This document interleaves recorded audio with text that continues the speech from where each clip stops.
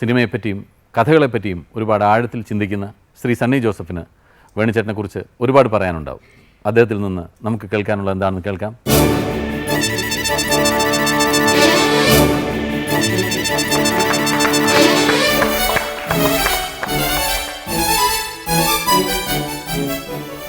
വേണിച്ചേട്ടൻ ആദ്യമായിട്ട് സംവിധാനം ചെയ്ത പൂരം എന്ന സിനിമയുടെ ഛായാഗ്രാഹകനായിരുന്നു, ക്യാമറാമാനായിരുന്നു സണ്ണി.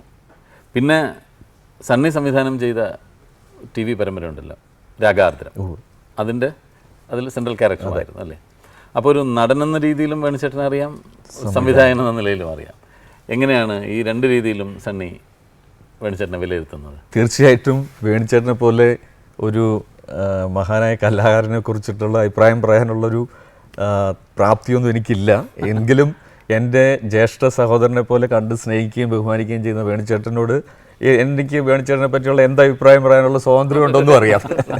അപ്പോൾ ഇതിൽ ഞാൻ ആദ്യം ഈ ഒരുപക്ഷെ വേണിച്ചേട്ടനെ പോലെ ഈ അഭിനയകലയിൽ വേണിച്ചേട്ടൻ്റെ പ്രത്യേകതകളെപ്പറ്റി ചോദിക്കുകയാണെങ്കിൽ ഇത്രത്തോളം ഓരോ ക്യാരക്ടേഴ്സിൻ്റെ ഡീറ്റെയിൽസ് വർക്ക് ചെയ്യുന്നതിൽ നമ്മൾ സാധാരണ അഭിനയം എന്ന് പറഞ്ഞാൽ ശബ്ദവും മുഖത്തുള്ള എക്സ്പ്രഷൻ എന്ന് വിചാരിക്കുക.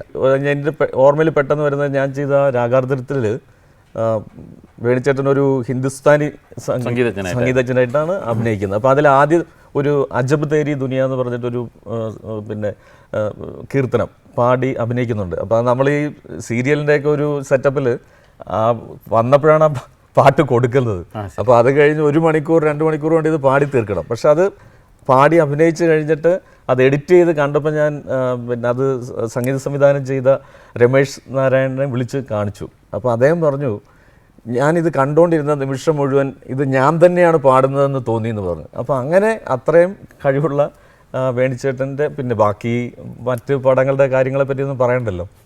അതുപോലെ പൂരത്തിൻ്റെ ഒരു ഓർമ്മ എനിക്കുള്ളത്, ഇത്രയും കാലം ഞാൻ വർക്ക് ചെയ്തിട്ടുള്ള സംവിധായകരിൽ എനിക്ക് ഏറ്റവും ടഫായിട്ടുള്ളൊരു ഷോട്ട് തന്നിട്ടുള്ളത് വേണിച്ചേട്ടനാണ്.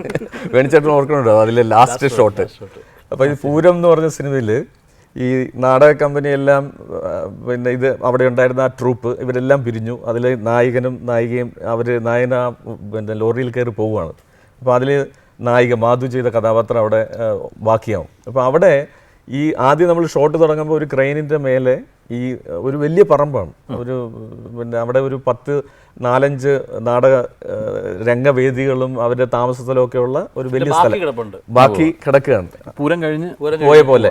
അപ്പം അവിടെ നിന്ന് ഈ ക്യാമറ ഇത്രയും ഒരു 360 ഡിഗ്രി കറങ്ങി തിരിഞ്ഞു വന്നിട്ട് അതിൻ്റെ ഭാരതപ്പുഴയിൽ താഴെ നടുക്ക് നിൽക്കുന്ന ഈ പെൺകുട്ടിയുടെ ഒരു മിഡ് ഷോട്ടിലേക്ക് ചെല്ലണം.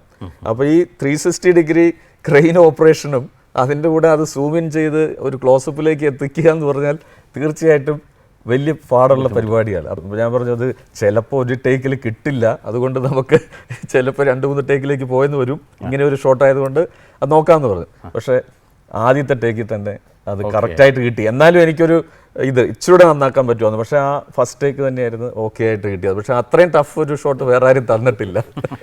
എന്നാൽ നമുക്ക് നമ്മുടെ മനസ്സിൽ കാണുന്നതാണ് സിനിമ, അതായത് നമ്മൾ ക്യാമറയിൽ കൂടെ കാണുന്നതല്ല. അങ്ങനെ ഒരു പ്രശ്നമുണ്ട്. അപ്പം പറയണം അത് ഇങ്ങനെ ഒരു പ്രശ്നമുണ്ടെന്ന് പറഞ്ഞാൽ, പക്ഷെ പറയില്ല. അത് അങ്ങനെ ഒരു സംഭവമേ പറഞ്ഞത് ഇത് അതെല്ലാം കഴിഞ്ഞ് എത്രയോ കാലം കഴിഞ്ഞാണ് ഇത് പറയുന്നത് നമ്മുടെ അടുത്ത്. അപ്പോഴൊന്നും പിന്നെന്താ എടുക്കളയാം. ഈ പൂരം എന്ന് പറഞ്ഞ സിനിമ ആദ്യം സംവിധാനം ചെയ്യാൻ ഇങ്ങനെ ഉദ്ദേശം സണ്ണിയെ ക്യാമറമാനായിട്ട് വെക്കാൻ എന്താണ് കാരണം? മുൻപ് അത് അങ്ങനെയല്ല സംഭവിച്ചത് പിന്നെ ഷാജി ആയിരുന്നു ആദ്യം. അപ്പോൾ അദ്ദേഹം പിറവി എന്നുള്ള സിനിമയുടെ ഷൂട്ടിങ്ങും കാര്യങ്ങളൊക്കെ ആയിട്ട് പോകേണ്ടതുള്ളത് കൊണ്ട് ഇദ്ദേഹത്തെ ഏൽപ്പിച്ചിട്ട് കുറച്ച് ദിവസം അല്ല 5-6 ദിവസം ഷൂട്ട് ചെയ്തു. അദ്ദേഹം പോയി. എന്നിട്ട് പിന്നെ ഇത് ഏൽപ്പിക്കാൻ പറ്റുന്ന ഒരാൾ ഇദ്ദേഹമാണെന്നുള്ള മട്ടിൽ ഇദ്ദേഹം ഏൽപ്പിച്ച് പോയതാണ്. നന്ദി സണ്ണി. Thank you.